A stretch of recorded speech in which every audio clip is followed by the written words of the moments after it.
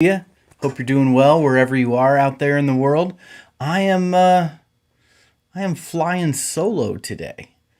Our fearless leader Doug Paget is not with us today. He is on a bike somewhere along the southern border, and our producer Dan is has joined him, and so I am here in Fayetteville, Arkansas, ready to talk with you today about the news and what is happening. We're going to talk about some big stories that are taking place in the world and some things that are happening and the political implications of them. Would love to see you join in the conversation wherever you might be. If you're watching on Facebook or Twitter or any of the other places where this podcast goes out live, would love to have you say where you're at in the world and join in the conversation. If you are listening later on the podcast on Apple Podcasts and Spotify and Google Play and all those places, we're glad that you're along too, and would love to have you check in with us. I mentioned that Doug and Dan are away this week, which is why I'm flying solo, which is why I didn't have the fun little jaunty music that you've come to expect and know and love at the beginning of the Common Good podcast. But the reason they're away is because they are on the We the People ride. And this is an event that Vote Common Good is sponsoring. It is a bike ride along the southern border. Began in San Diego and will finish up in St. Augustine, Florida.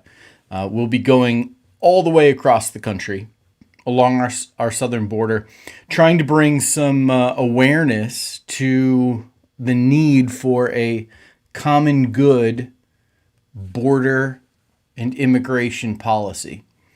A policy along our southern border that takes into account not just how we can score political points and make our political opponents look bad based on what's happening at the border, but rather how can we actually bring the common good to our border security, to our border policy, to how we welcome asylum seekers. And the border has been once again big news over the last couple of weeks. You've probably seen those images of border security agents on horseback whipping Haitian asylum seekers, and really, really difficult images to see, and just highlights how important it is that we have something at our border and how we welcome immigrants that includes the common good. So Doug is leading this ride, and Dan is along with him. That's why they're not with us today. I would encourage you to go to wethepeopleride.org, where you can follow along and see what's taking place. Heading this week towards El Paso, Texas, the riders are, and they're posting pictures and videos. You can check those live on all of our social channels, or if you missed them, you can go to wethepeopleride.org and scroll down there, and there's all sorts of stuff. I think the last video was uploaded about an hour and a half ago, and so there's stuff happening all the time, and you can hear real live stories from people as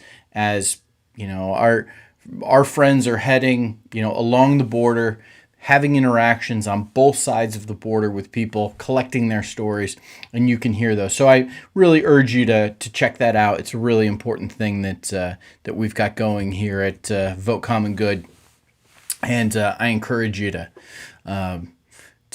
check that out. Like I said. Well, listen. Today we're gonna talk about the news and the political implications of a variety of different stories, as we do on Mondays here on the Common Good podcast. This is a big week. This is a really big week in politics.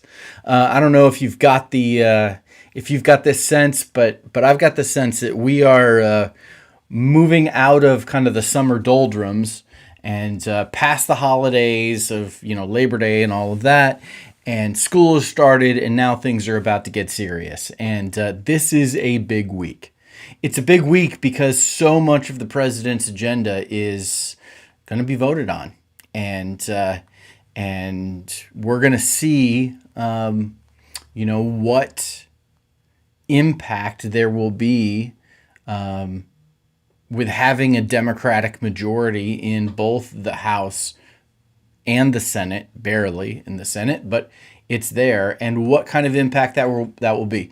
We're going to see if Democratic leadership in Washington, D.C. can pull together their the various interests that exist within the Democratic big tent, pull them together in a unified way to accomplish the president's agenda, and what impact that will have politically.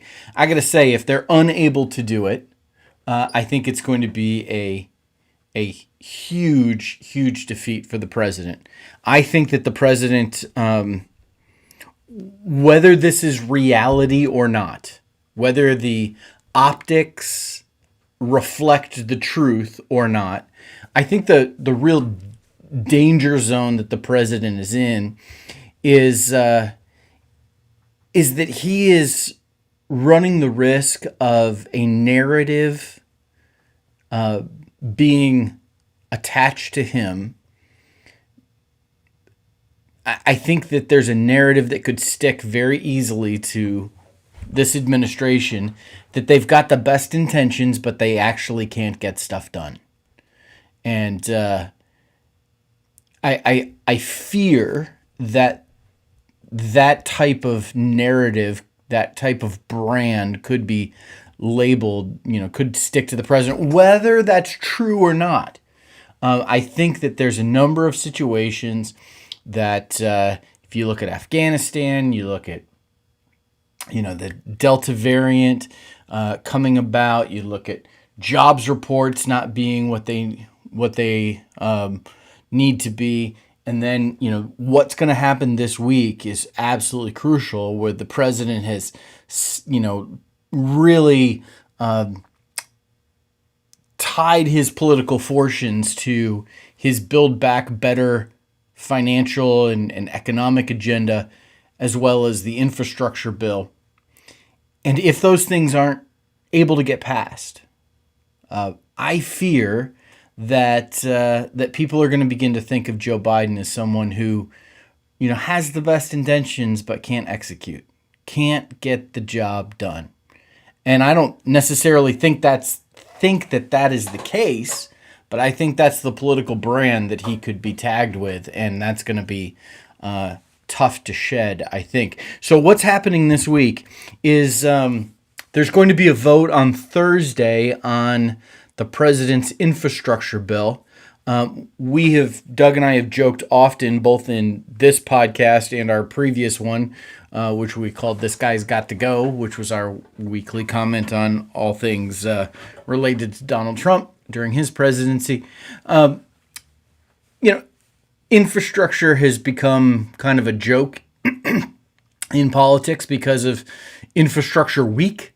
During the Trump administration, anytime anything went wrong, they attempted to change the political narrative, change the agenda by announcing that it was Infrastructure Week and they were going to tackle infrastructure.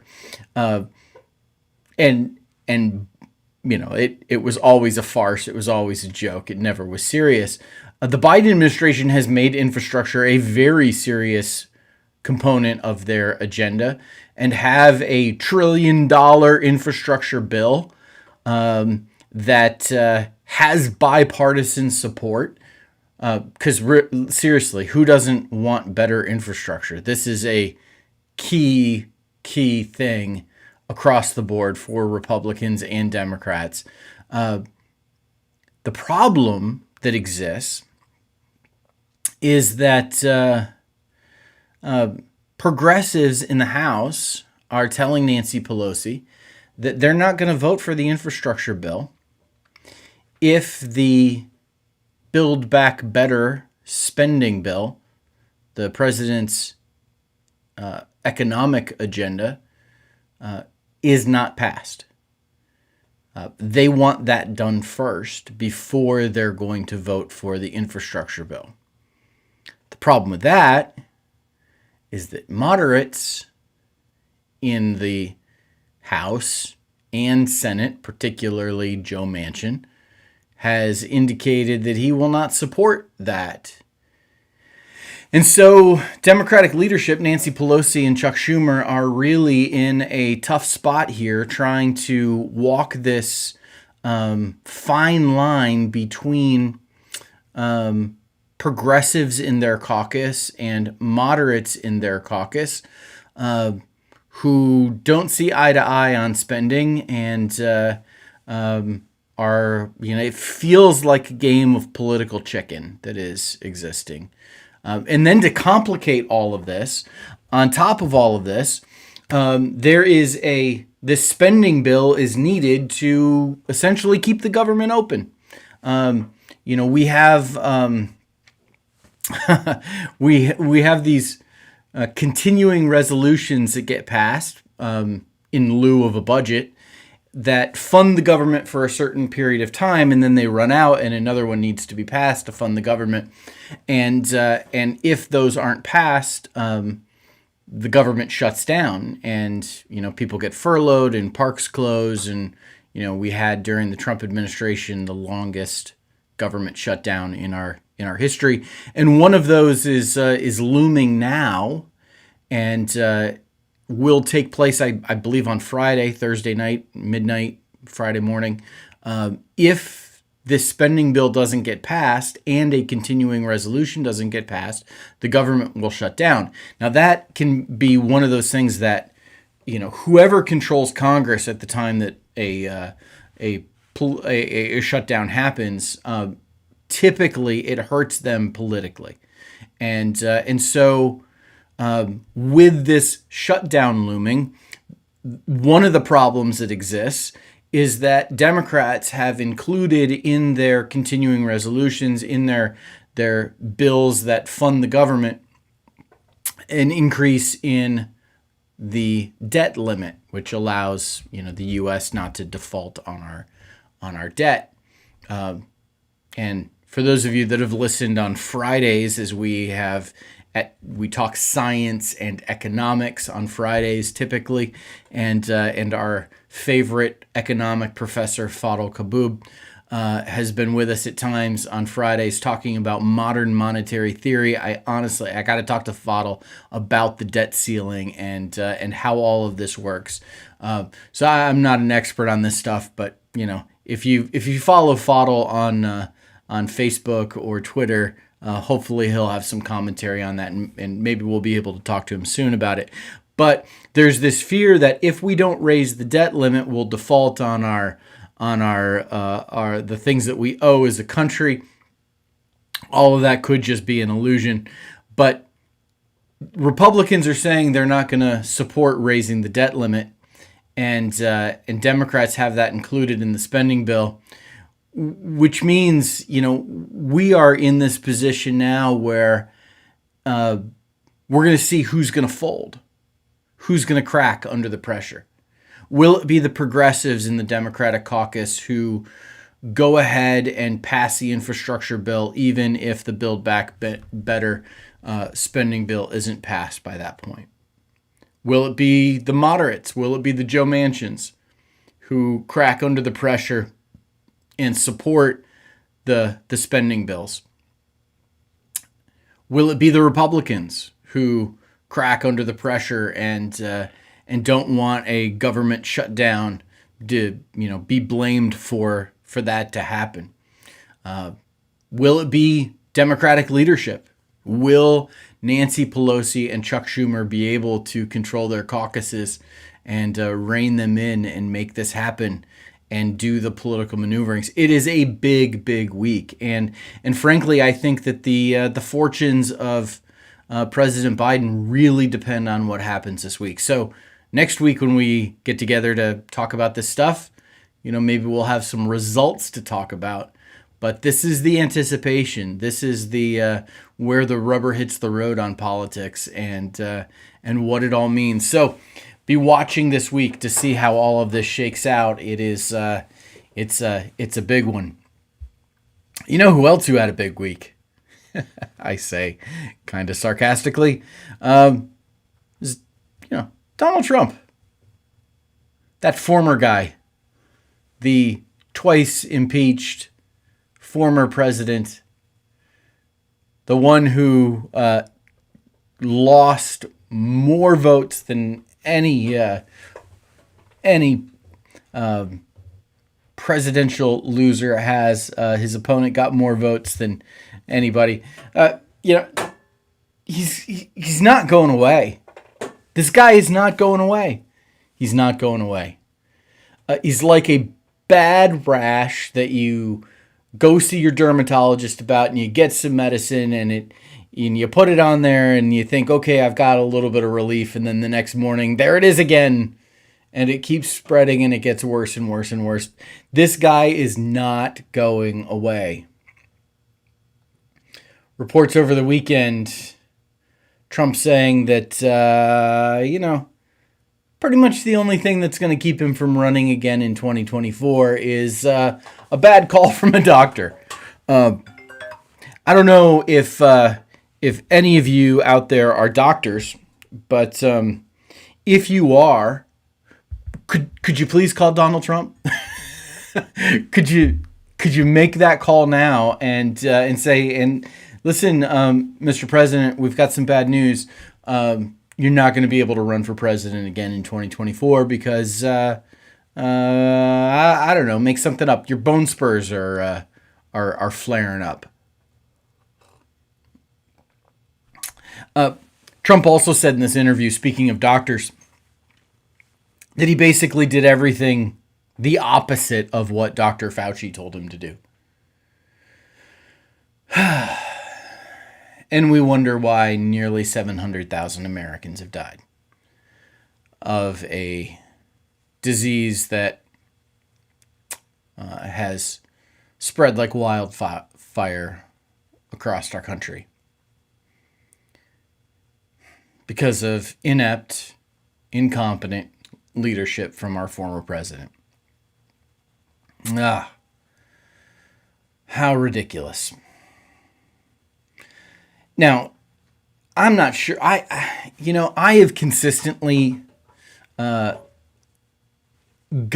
just about everything wrong about Donald Trump. I have consistently, and Doug and I have talked about this in the past. I think both of us feel like we have consistently just misunderestimated this guy.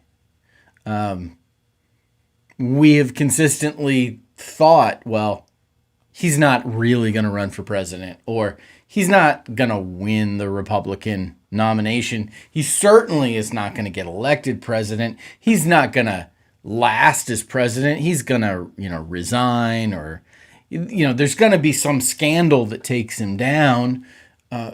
Over and over and over again, we have predicted that, the demise of Donald Trump, and I have believed that it would happen. I still kind of do. And yet, like a bad rash, here he is talking about running again in 2024. And listen, the current state of the Republican Party, is there any reason to believe that Donald Trump won't be the Republican nominee in 2024? Of course he will be. If he's on the ballot, they're going to choose him. And we're going to have to fend him off yet again, like we did in 2020. Looks like we're going to have to do it again. So, but, unless a doctor calls and gives him some bad news. So, like I said, any of you that might be doctors out there listening, we need you to make a phone call. Speaking of bad news for Donald Trump, and listen, I got to tell you, this is the funniest story. Are you looking for some good news in your life? Here it is. Did you see this report from over the weekend? So I'm sorry. Republicans in Arizona have consistently told the big lie that the election was stolen in Arizona, and that the voting machines were compromised, and particularly Maricopa County, Arizona, was the site of all sorts of voter fraud, and so the Republican Party of Arizona called on an independent audit and a recounting of the votes. It's been going on for months. This has been the thing that over and over and over again, the QAnon conspiracy theorists have said, hey, just wait till the Maricopa County results come in. Just wait. It'll show, and it'll lead to an audit of every state in the union, and we'll see that Trump actually won the election. Oh, goodness. So hilarious. So the recount is taking place. The independent recount is taking place. And the results are back. And guess whose vote was undercounted?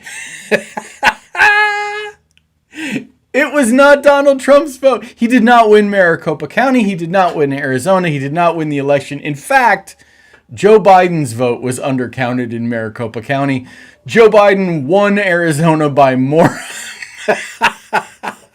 by more votes than they thought. Oh, Republican Party of Arizona spent something like $6 million funding this private recount, only to show that Joe Biden won by more votes than they thought. Money well spent from the party of fiscal responsibility, right? The same party that made sure that California spent $287 million on a gubernatorial recall that failed as well. Oh, so hilarious. Oh, I serious. I can't tell you how funny this story is to me. And speaking of funny stories, and I gotta be honest, this is something that maybe we shouldn't joke about. Apparently, statistics are showing that the murder rate is up pretty significantly in 2020, which is obviously not good news. But the murder rate significantly up this past year, and Kayleigh McEnany, who was Donald Trump's press secretary, sends out a tweet with a chart from the New York Times showing this change in the U.S. murder rate and the significant jump in it, with a tweet that says the U.S. murder rate under Joe Biden.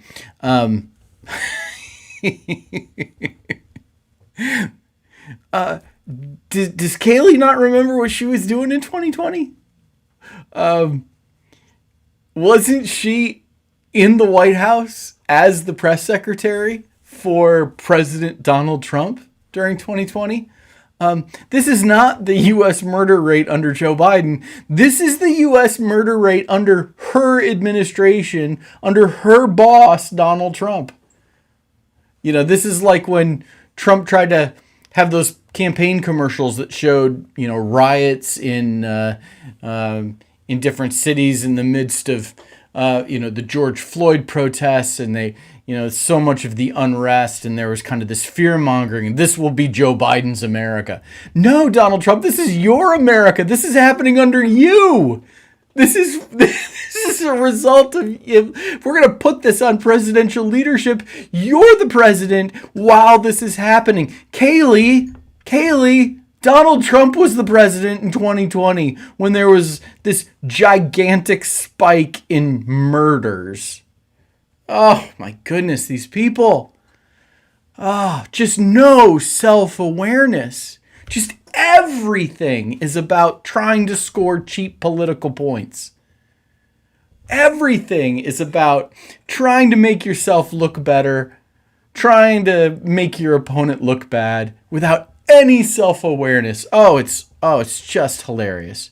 I don't know about you, but I feel like we got to find some comedy in this. Speaking of tweets gone wrong, backlash against tweets. there's a lady named Amy Fan West who is running for the United States Congress in California, and she's getting a bit of a backlash on Twitter this morning for a tweet that she sent out that said, "God bless my family with the God blessed my family with the opportunity to be an American. While I'm grateful, others are not. Katie Porter is doing all she can to destroy this country and dilute the blessings God has bestowed on us as Americans." Amy Fan West is and her family escaped Vietnam and came to the United States and have made a life for themselves in California, which is a really wonderful thing. Glad that they are here because we want to be a welcoming country from folks from all over the world. And so, Amy, glad you and your family are here. I'm also glad that you're throwing your hat into the ring and running for United States Congress, because I think it's always a good thing when people get involved in politics and do that. But Amy, listen, you're coming after our girl. You're running against Katie Porter, Congresswoman from California, friend of the show, friend of Vote Common Good, and one of our favorites. And I got to tell you, does anybody actually think that Katie Porter is doing all she can do to destroy the country and dilute the blessings God has bestowed on us as Americans? Come on, Amy. Katie Porter?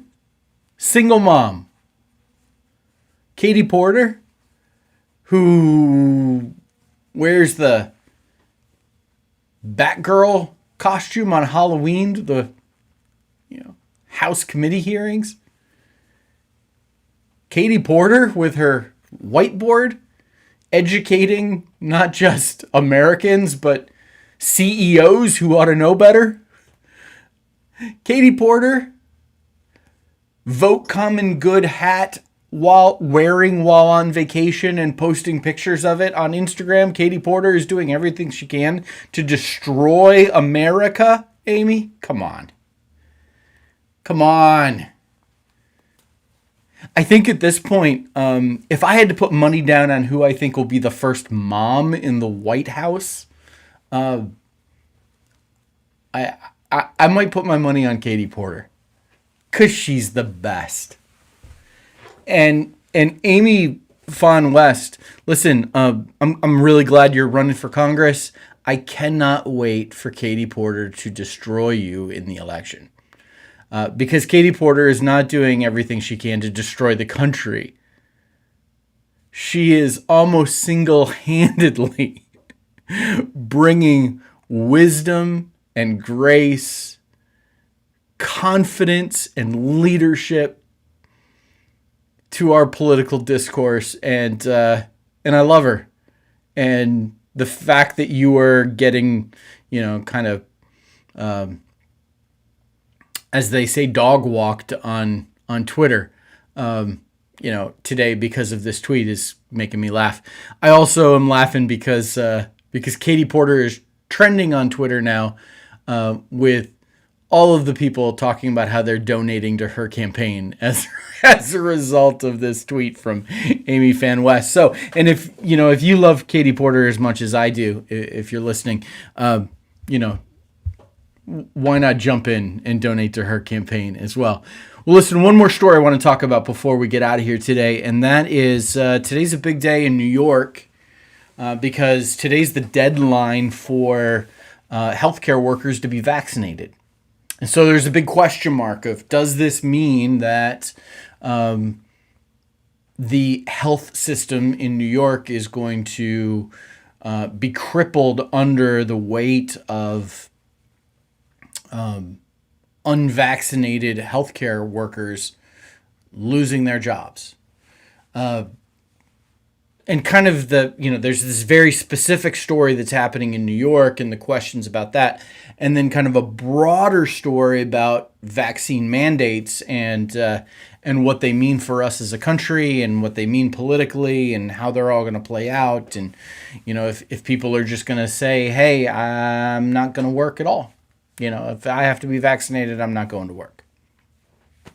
So it's going to be interesting to see what happens today in New York as hospital workers and nursing home workers need to be vaccinated today. There are people who are really scared that this means that there's going to be, in the words of this AP article, severe staff shortages. There's a couple of things about this that really are a question mark for me.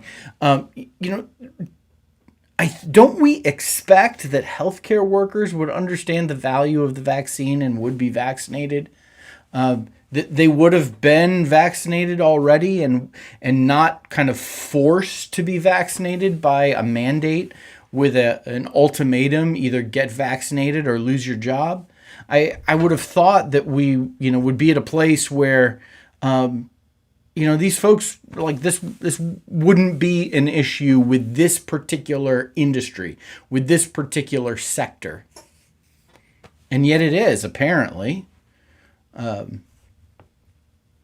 So we'll see what happens. My hope is that, these folks are vaccinated and the wringing of hands about this situation turns out not to be, much ado about nothing. I also hope that the deadline forces people's hand and leads to more vaccinations. The mandates tend to work. The deadlines tend to work. For whatever reason, people don't do what they're supposed to do until the very last minute.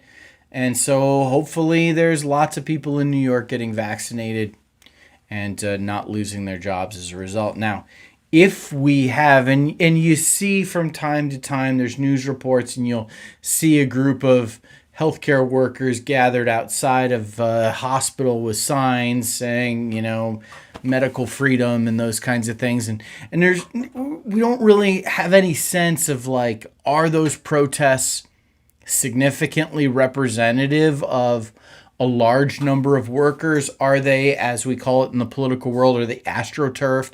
Are the people who are protesting, brought in, hired, whatever, to, make the protest look bigger? That happens sometimes. I don't know if you know that. Both sides do it. So I don't know what to make of those protests, and if they're, this will give us some real clear sense of, are people getting vaccinated? Is there a significant percentage of healthcare workers in New York that aren't being vaccinated, that aren't going to get vaccinated and are willing to lose their jobs over it? Does that portend a large backlash against President Biden's vaccine mandate for companies, businesses with 100 employees or more? Those employees are required to be vaccinated or show proof of a negative COVID result each week. I think what's happening in New York today is going to be kind of the canary in the coal mine of what the future looks like. Is this going to be much ado about nothing? Fingers crossed. Is this going to be hand wringing oh no, the worst could happen, and then it doesn't? Fingers crossed that that's the case. Or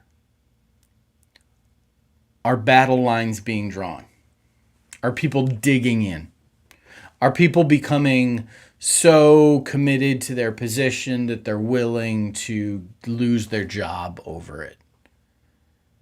And frankly, if someone's willing to lose their job over a position like this, that doesn't bode well for our ability as a country to move forward in any way that resembles any kind of unity or connection or oneness. I think what it portends is a whole lot more division and a whole lot more arguing and probably seeing some of the worst in us coming out. So we'll see. It's a big week. It's a big week. It's a big week for the president's agenda. It's a big week for the president's strategy when it comes to combating the coronavirus and COVID-19. And it's a big week for Katie Porter to raise a lot of money so she can win re-election. Well, folks, thanks for listening in. Glad that you've been with us. Encourage you to continue to check out everything that we've got going on here with Vote Common Good, particularly the We the People Ride event that's taking place right now that you can check out on wethepeopleride.org. Tomorrow evening there will be a live check-in from that on all these channels, so I encourage you to check that out. And then the podcast will be back on Wednesday with our faith leaders talking and keeping the conversation going. Thank you for all you do out there. Continue to bring goodness into this world that we desperately need. And I'll talk to you next Monday.